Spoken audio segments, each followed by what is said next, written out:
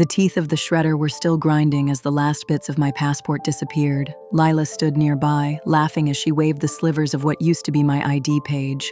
Strips so thin they drifted down like tiny flakes of paper snow. "People like you don't get wings," she said, brushing her hands off like she'd just finished a job well done. "Did you seriously think we'd let you run off to chase some made-up dream job in Jakarta?" It was 11 o'clock at night. My flight was in 7 hours. After half a decade of filling out applications, attending interviews, and collecting rejection letters, I had finally been offered a senior role in brand strategy at a global company. They were covering all the relocation expenses, and I'd be earning 5 times more than what I made bagging groceries at Market Fresh. And now my 27-year-old sister had shredded my passport. With the same nonchalance she once used to slice through my graduation gown, erase my university submissions, and set fire to my sketchbooks. "That passport took 2 months to rush," I said, trying to stay calm as I stared at the curling bits of paper on the floor. "The visa alone cost more than you've ever earned." From the hallway, our mother cut in, a wine glass dangling from her fingers. "Your job is here, scrubbing tiles, not flying off to play make-believe abroad. Someone has to keep this house together while the rest of us focus on real careers." "Lila doesn't have a job," I replied, unable to stop myself.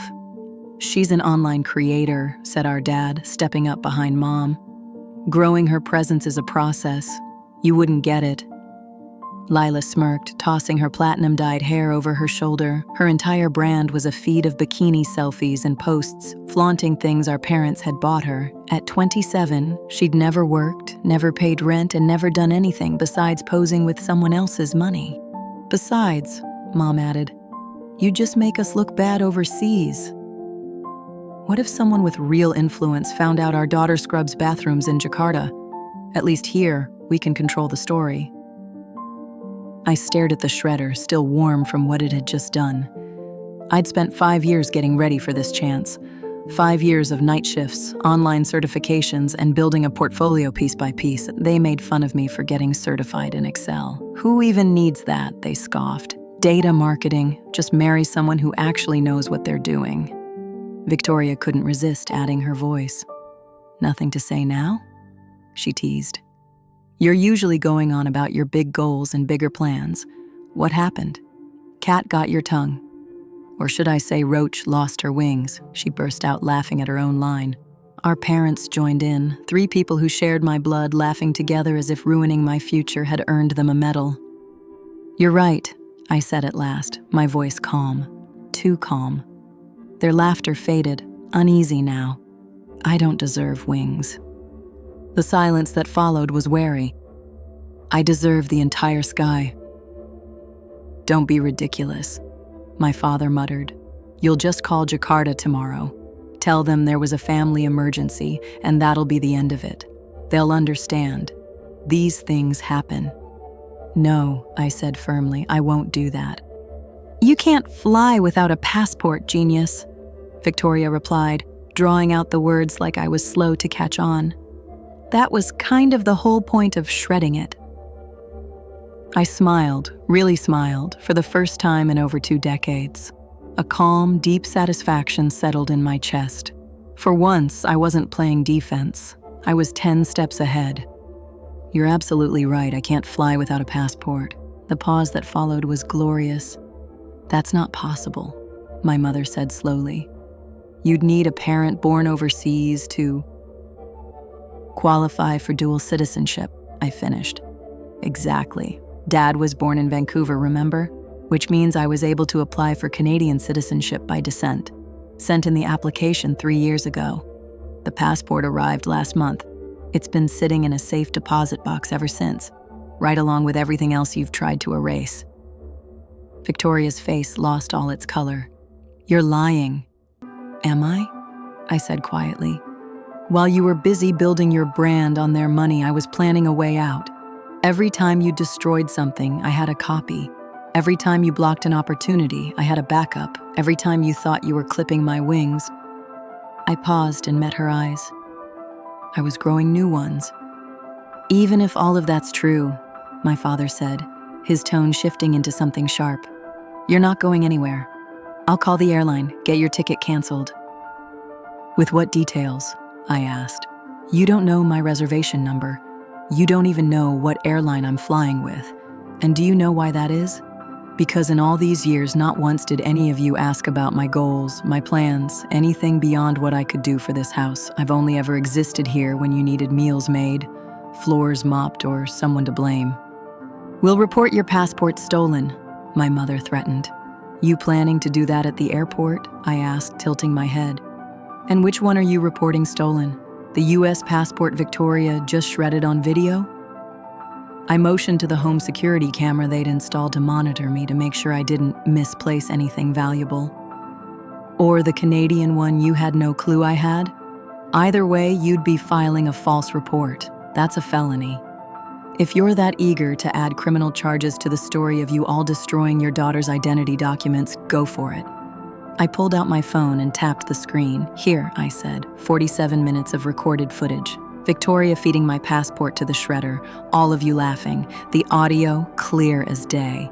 People like you don't get wings. Your place is scrubbing our floors. It's all there, really gripping stuff. I think the internet's going to love it. You wouldn't dare, Victoria hissed. I already did, I replied. It's set to post at 6 a.m., right when my plane takes off. Unless what? My dad growled, jaw tight. There is no unless, I said. It's not negotiable. I'm not asking for anything. I just thought you deserved a little heads up. Then I turned and walked to my room, the tiny utility space they'd cleared out and allowed me to sleep in, right next to the dryer, and grabbed my suitcase. It had been packed for 7 days.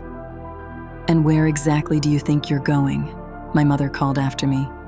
I'm heading to the airport inn, I said as they stared, stunned. It's midnight. My actual friends, you know, the ones I have, threw me a send-off earlier tonight. Maya's been keeping my luggage at her place, so you wouldn't have a chance to ruin that too. Jenna's picking me up at 3 to drive me to the terminal. Turns out when you treat people with basic kindness, they show up for you. Shocking, I know. Friends? Lila sneered. What kind of friends would want you? The kind that see me as more than just something beneath their shoes. The kind that cheered me on when I got this opportunity instead of trying to sabotage it. The ones who understand that I don't have to shrink myself to make someone else feel tall. I stepped toward the door, but my father moved in front of it. If you leave now, he said, his voice hard, you're cut off. No inheritance, no family, nothing. What inheritance? I asked, not missing a beat. The mountain of debt you racked up keeping Lila's lifestyle afloat? The house you refinanced 3 times? The retirement savings you drained for her boutique that never opened? The custom jewelry business that never launched? I've seen the bills you hide. I know the truth. You're broke. I paused and met his stare. The only thing you ever gave me freely was pain, and you never ran out of that. You can't do this alone, my mother said, her voice rising with fear. You'll fall apart over there and come crawling back.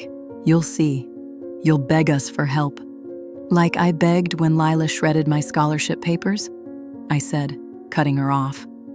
Like when you convinced my ex I was unstable so he'd dump me? Like when I begged you not to charge me rent for that utility closet while Lila stayed in the main bedroom, rent-free? I took a breath. I'm done begging. I'm done making myself small.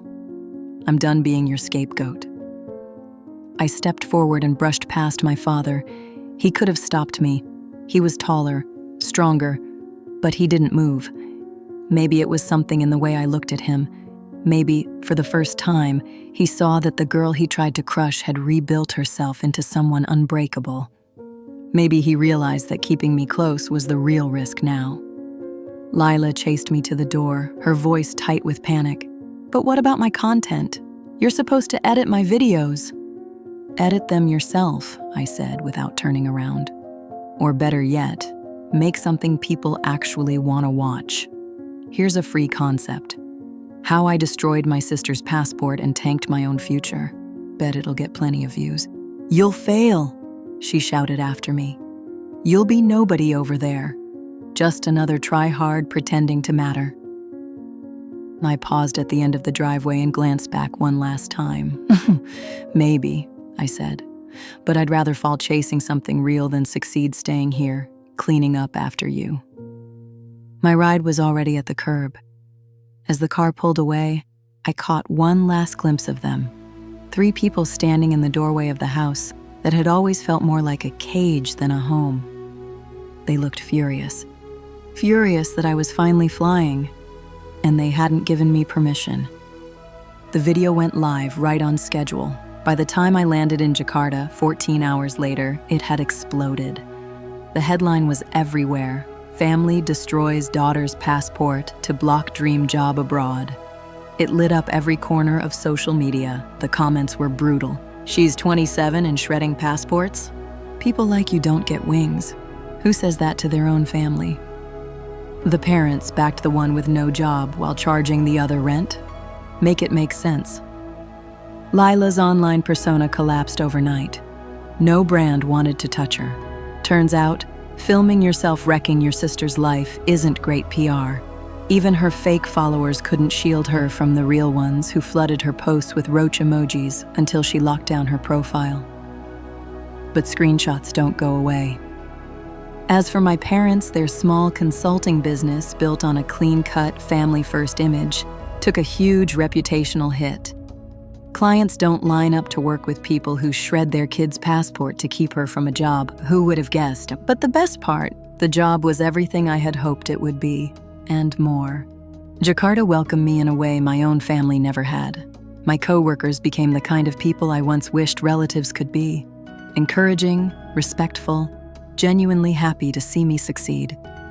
My studio apartment, though small, felt like luxury after years in that laundry room turned bedroom. Within half a year, I'd saved more money than I had in 5 years back home. A year in, Lila messaged me. Her tone was exactly what I expected. Self-pity dressed up as concern. The internet ruined my life. Can't you just take the video down? I'm your sister. I sent back a photo from my office. Glass walls framing the Jakarta skyline bathed in orange light. In the reflection, you could just make out my silhouette. Someone who had learned to fly no matter how hard they tried to keep me grounded. Sisters don't destroy passports, I replied. People like you don't get wings. Remember that? Good thing I wasn't a roach. I was a butterfly in a cocoon you tried to burn. Thanks for the fire. It helped me break out. She kept messaging, apologies, pleas, veiled threats, the whole cycle of manipulation I'd grown up with. I saved every message not to use against her, but as quiet reminders of how far I'd come, proof I never needed to show anyone but myself. 2 years in, I was promoted to regional director. The announcement came with a short write-up about my background, how I'd overcome family sabotage and built a global career. It went viral again, but this time on professional platforms. I started getting messages from entrepreneurs, public speakers, even publishers. The girl they once called a roach had become a story of resilience. Eventually, my parents resurfaced, but through legal channels. Their attorney sent a letter accusing me of defamation, claiming the video had damaged their lives and demanding compensation. My lawyer's reply was perfect. Your clients' reputations were harmed by their own documented behavior. Destroying a daughter's passport on camera is not defamation. It's evidence. Additionally, my client holds years of documentation of emotional, psychological, and financial mistreatment. Would your clients like to proceed to court? They dropped it instantly. The last I heard, through someone we both once knew, was that Lila was still living at home at 30. No job, no career, no audience. My parents were still working deep into their 70s, unable to retire because the golden child they invested in had become a permanent expense. The house they once claimed was too valuable for me to ever inherit? It's gone, lost to foreclosure months ago. And me? I'm writing this from my apartment in Bangkok, now on my 4th international role. Tomorrow, I board a flight to London where I'll be delivering the keynote at a global marketing summit. Both of my passports are zipped safely in my carry-on, right next to visas for places they once insisted I'd never set foot in. Funny thing is, they were right about one thing: I did leave. I just didn't leave the way they expected. Roaches don't get wings, they said. They were wrong about me, because daughters who survive families like mine, we don't just earn wings. We earn jet engines. We earn aisle seats in first class to places they said we didn't belong. We earn roles they told us we weren't cut out for. We earn lives they couldn't imagine, in cities they never believed we'd reach. And when we rise above every ceiling they tried to lock us under, when we move on while they crumble beneath the weight of their own choices, we earn the right to never turn around.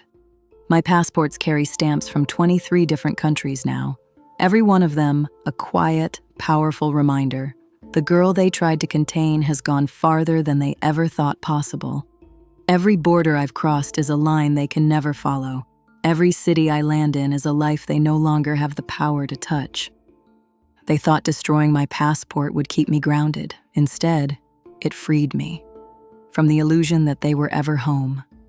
They said roaches don't get wings. They were right. Good thing I was never a roach. I was an eagle. I just had to leave their nest to discover it.